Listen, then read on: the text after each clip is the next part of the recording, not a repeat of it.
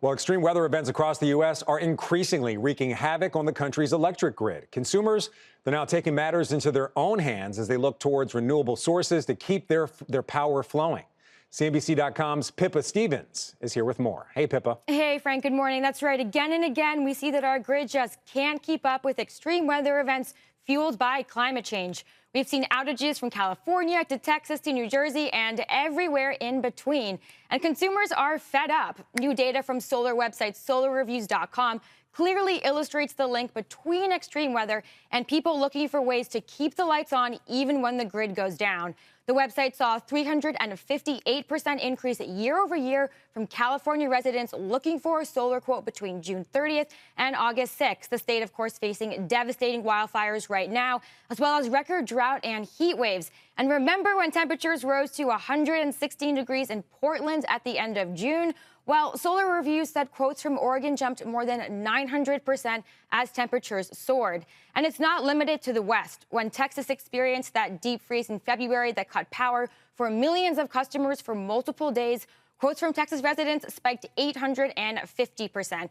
Now, we don't have exact data on how many of those requests turned into actual purchases, Frank, but it's clear that high-profile grid outages are definitely fueling interest. Yeah, I mean, you got my interest right now. So, Pip, a question for you. Just listening to your report, if I get panels on my roof and then the grid goes down, am I good to go, or is there more I have to do?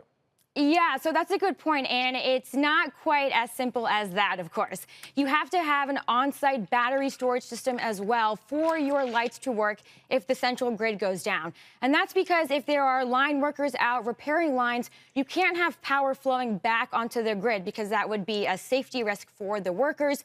And so what happens is you disconnect from the central grid and create your own nano grid, and then you are good to go. And this is a huge growth area for companies like Sunrun, Sonova, SunPower, SolarEdge, and Enphase. And Goldman Sachs said that the residential storage market will reach $1 billion for the first time next year. And I spoke to the CEO of SolarEdge last week, and he said that adoption rates are such that as in the future, if you say you have a solar system, that will automatically mean that you have battery as well, so that you can keep power if there are issues with the main grid. And he said that adoption rates are really growing here and that consumers are turning to storage-ready inverters, meaning that even if they aren't buying battery storage right now, it is on their horizon. Right. But of course, demand is high, but supply is limited. Supply chain issues that we've seen throughout the entire economy are also playing into solar here, Frank.